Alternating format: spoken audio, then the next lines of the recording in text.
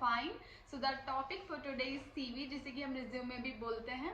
So before starting with the topic I just want to tell you one thing guys. अगर आप लोगों ने अभी तक मेरा चैनल सब्सक्राइब नहीं किया है तो please subscribe my channel and also press the bell icon, जिससे कि मेरा नेक्स्ट वीडियो जब भी आएगा आपको नोटिफिकेशन आ जाए और आप देख पाएँ. And so let's begin here with the topic for today, which is CV. So the first thing is that which I want to discuss with you guys. आपका CV जो होता है वो हमेशा अपडेटेड रहना चाहिए, वो कभी भी पुराना नहीं होना चाहिए. फॉर एग्जांपल अगर मुझे कल किसी इंटरव्यू के लिए जाना है तो मैं अपना 1 ईयर पुराना CV नहीं लेकर जाऊंगी, मुझे अपडेटेड CV लेके जाना पड़ेगा. बिकॉज हो सकता हो इस 1 साल में मैंने कहीं जॉब किया और मेरे पास एक्सपीरियंस हो किसी चीज़ का, तो मैं अपनी CV में ऐड कर सकती हूँ, which will benefit for me. The second point, लंबा नहीं होना चाहिए. CV short and simple and effective होना चाहिए. सीवी ज़्यादा से ज़्यादा 1 पेज या 1.5 पेज का होना चाहिए, इससे ज़्यादा like 2-3 pages not allowed it at all.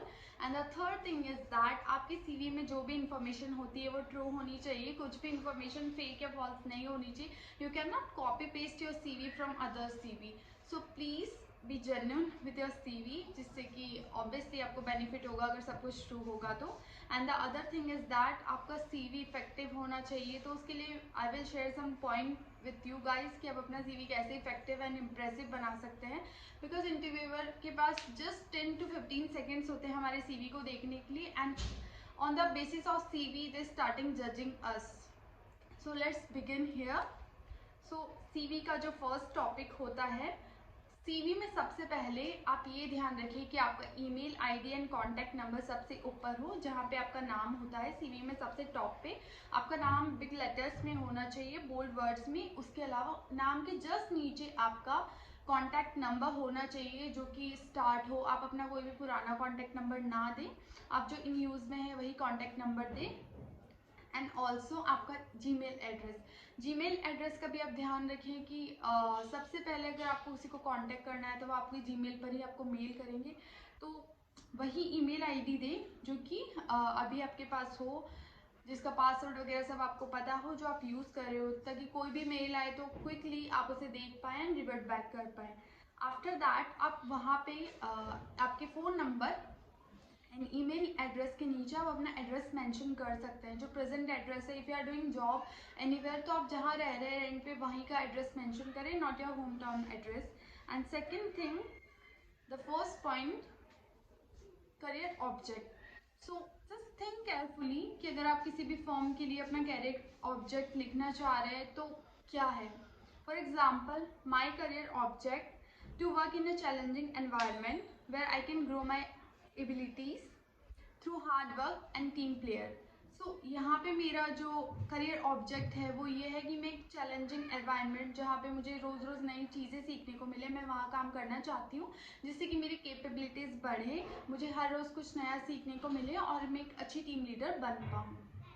सो इसी तरह से आप अपना करियर ऑब्जेक्ट सोचें, इसे गूगल से कॉपी पेस्ट ना करें. बिकॉज ट्रस्ट मी, इंटरव्यूअर्स के पास जब आप जाते हैं they can easily got to know कि कौन सा कॉपी पेस्ट है, क्योंकि वो हज़ारों लोगों के इंटरव्यूज लेते रहते हैं.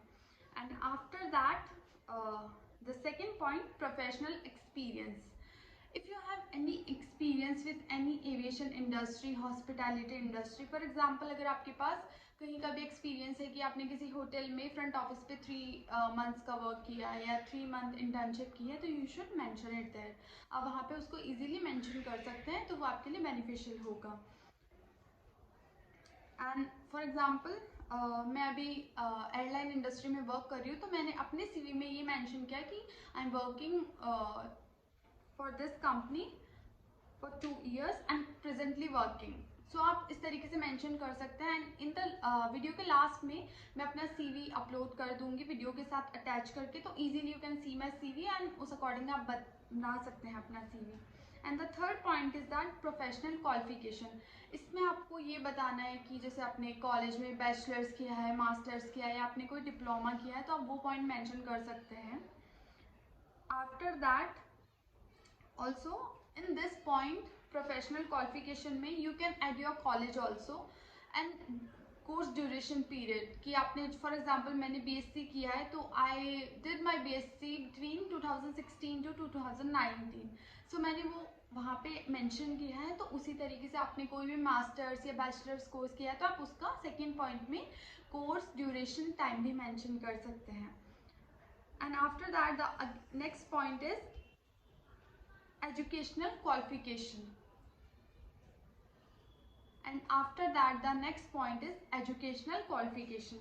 इसमें आपको अपना 12th एंड 10th का जो भी होता है स्कोर प्लस आपका बोर्ड कहाँ से है, आपने कौन से सिटी कौन से स्टेट से किया वो बताना पड़ता है.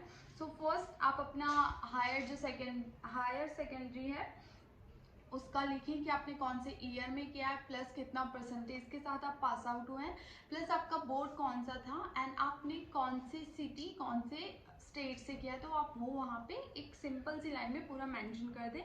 And again the next point में आप जो बुलेट पॉइंट होता है उसमें आप अपना 10th वाला मेंशन करें. उसके बाद आता है स्किल्स.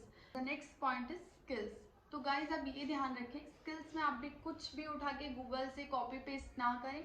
आप वही स्किल्स लिखें जो कि आपको फील होता है कि आप में है, जो आपके इंटरपर्सनल स्किल्स हैं.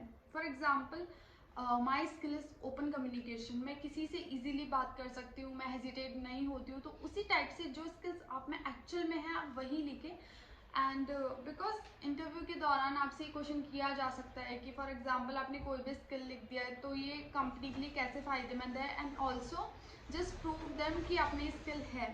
तो अगर आपने कुछ भी ऐसे ही उठा के लिख दिया तो it will be become a hazard for you, problem for you. तो बेटर है कि आप वही स्किल लिखें जिसका आपको नॉलेज हो, जिसे आप एक्सप्लेन कर सकें और जिसे आप बता सकें कि वो कंपनी के लिए किस तरीके से फ़ायदेमंद होगा. And the next point is achievements. Achievements में आप कुछ भी लिख सकते हैं. फॉर एग्जाम्पल अगर आपको स्कूल में कोई भी सर्टिफिकेट मिला हो, किसी क्विज में, किसी इंग्लिश कम्युनिकेशन समथिंग क्विज हो, या फिर आप स्विमिंग में चैम्पियन हो, स्विमिंग क्लासेस दी हो, आपने आपको कोई भी अगर सर्टिफिकेट मिला हो, आपने अवार्ड जीता हो, तो आप वो यहाँ पे सब चीज़ें मेंशन कर सकते हैं. And the next and the last point is personal information. इसमें आपको अपना जो पर्सनल इन्फॉर्मेशन है वो बताना पड़ता है. So first point for that is date of birth, जो कि एक्चुअल होनी चाहिए, जो कि आपके 10th एंड 12th की मार्कशीट में हो, प्लस आपके डॉक्यूमेंट्स पर हो. After that father's name. After that hobby. Hobby में आप कुछ ऐसा लिखें कि जो for example don't write it cooking. If you like cooking that's nice, but don't write cooking. You can write dance, listening music and gymming. कुछ भी आप ऐसा फिजिकल एक्टिविटी से रिलेटेड, या फिर स्विमिंग आपका है हॉबी, या फिर रीडिंग बुक्स है, तो ये सब आप लिख सकते हैं. बिकॉज ये कहीं ना कहीं हमारे ऑफिस अगर हम कहीं जॉब करते हैं तो ये सब चीज़ें हमारे काम आती है, क्योंकि ये हमारे कैरिकुलर एक्टिविटीज रिलेटेड जो है हॉबीज़ है. तो आप ये सब लिखने का ट्राई करें. And if you have experience तो आप अपना जो भी आपने फ्लीट यानी एयरक्राफ्ट फ्लोन किया वो लिख सकते हैं. Again the next point passport number. आप अपना पासपोर्ट नंबर लिखे if you have passport, and उसके नीचे आप अपना एक्सपायरी डेट लिख दें कि आपका पासपोर्ट किस डेट पे एक्सपायरी हो रहा है. After that the last point language known. आपको कौन सी लैंग्वेज आती है. If you know Hindi English is a common language, Hindi English सबको आती है. उसके अलावा for example I am a Marwari person, so I know Marwari, how to speak Marwari. So मेरा थर्ड एडिशनल लैंग्वेज होगा मारवाड़ी. उसी हिसाब से अगर आपको पंजाबी आती है, आपको कोई दूसरी एडिशनल लैंग्वेज आती है, Punjabi, Gujarati, anything, please write it down there. And the last point is declaration. तो यहाँ पे आपको अपना जितना भी अपने रिज्यूम में सारा इन्फॉर्मेशन दिया है वो ट्रू होना चाहिए, ये इस बारे में होता है. उसके अलावा नीचे date, place and your name, वहाँ पे आपको रिज्यूम देते टाइम सिग्नेचर करना होता है. So it's all about the resume. इस तरीके से आप एक इफेक्टिव रिज्यूमे बना सकते हैं. एंड अभी वीडियो के लास्ट में मैं अपना अपडेटेड रिज्यूमे मेंशन कर वहाँ पे पोस्ट कर दूंगी उसके वीडियो के साथ ही. So you can easily check my resume मैंने किस तरीके से बनाया है, एंड उसी तरीके से आप अपना रिज्यूमे अपने पॉइंट्स को लेकर बना सकते हैं. And please again I am saying to you, resume में वही इन्फॉर्मेशन लिखें जो कि ट्रू हो, कुछ भी ऐसे उठा के ना लिखें. And thank you so much for watching my video. And please like, subscribe and share my channel by pressing the bell icon. And next video मैंने सोचा नहीं है किस बारे में बताऊंगी, but soon I will think and I will upload. Thank you so much and have a good day. Bye bye.